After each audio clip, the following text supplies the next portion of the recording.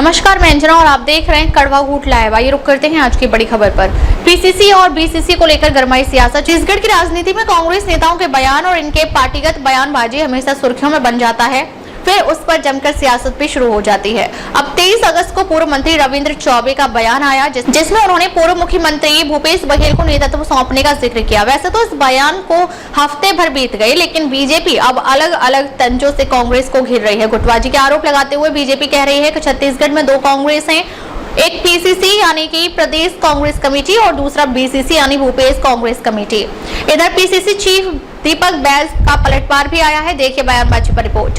छत्तीसगढ़ में पीसीसी और बीसीसी पर सियासी घमासान। 23 अगस्त को भूपेश बघेल के जन्मदिन पर पूर्व मंत्री रविंद्र का दिया बयान फिर सुर्खियों में। रविंद्र चौधरी ने पूर्व सीएम बघेल को प्रदेश कांग्रेस कमेटी के नेतृत्व में चुनाव लड़ने का दिया था बयान आने के बाद एक बार फिर लगने लगे कांग्रेस पर अंतरकलह और गुटबाजी के आरोप।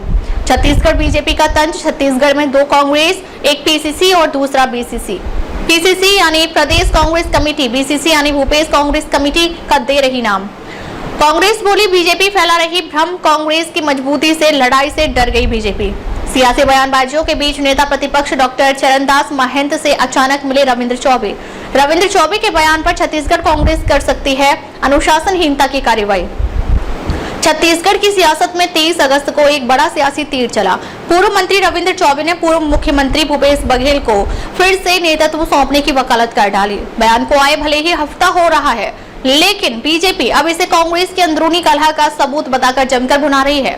भाजपा का तंज है कि अब कांग्रेस दो हिस्सों में बंट चुकी है, एक पीसीसी यानी प्रदेश कांग्रेस कमेटी और दूसरी बीसीसी यानी भूपेश कांग्रेस कमेटी। दरअसल भूपेश बघेल के समर्थन में रविंद्र चौबे ने जो बयान दिया, उसको लेकर कार्रवाई करने के मूड में भी छत्तीसगढ़ कांग्रेस आ गई है। लेकिन कांग्रेस के प्रदेशाध्यक्ष दीपक बैज ने भी बीजेपी के हमले को हल्के में नहीं लिया और पलटवार करते हुए बैज ने कहा कि जिस तरीके से सरकार के खिलाफ कांग्रेस से लड़ाई लड़ रही है, उससे बीजेपी डर गई है और भ्रम फैलाने का काम कर रही है।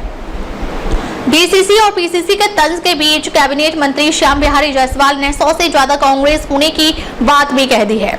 कुल मिलाकर सियासी गलियारों में भूपेश बनाम बैज का ये नेतृत्व संग्राम अब खुली जंग का रूप ले चुका है, जहां एक और पुराने सिपह सालार अपनी पकड़ कायम रखना चाहते हैं, तो दूसरी ओर नई कमान खुद को साबित करने की जद्दोजहद में है। बीजेपी ने मौका ताड़कर कांग्रेस की दरारों पर उंगली रख दी है। अब देखना यह है कि कांग्रेस अंदरूनी घाव भरती है या ये जख्म आने वाले चुनाव में उसे भारी पड़ते हैं। Bureau report, Raipur.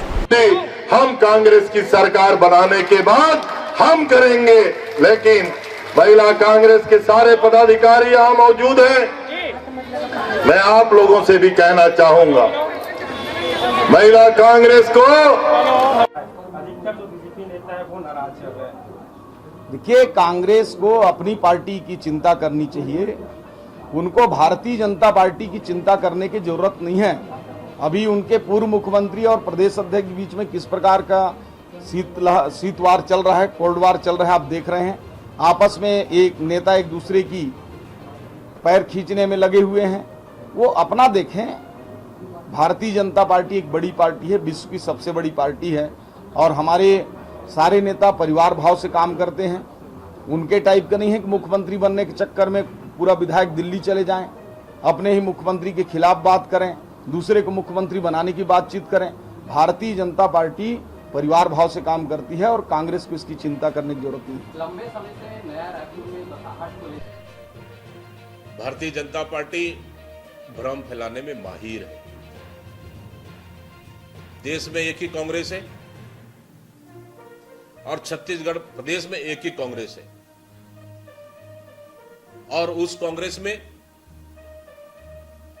अध्यक्ष, नेता प्रतिपक्ष, पूर्व मुख्यमंत्री, तमाम वरिष्ठ नेता सहित बूथ स्तर के कार्यकर्ता आते हैं और छत्तीसगढ़ कांग्रेस सरकार के खिलाफ मजबूती से लड़ रही है और इस 1.5 साल की लड़ाई में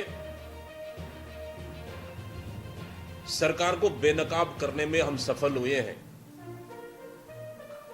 और इस तरह का भ्रम फैलाने में भारतीय जनता पार्टी माहिर है और इस तरह का बयानों का हमारी कांग्रेस में कोई स्थान नहीं है। अब तक के लिए बस इतना ही, फिर मिलते हैं एक ऐसी ही बड़ी खबर के साथ। तब तक के लिए नमस्कार और देखते रहिए कड़वा घूट लाइव।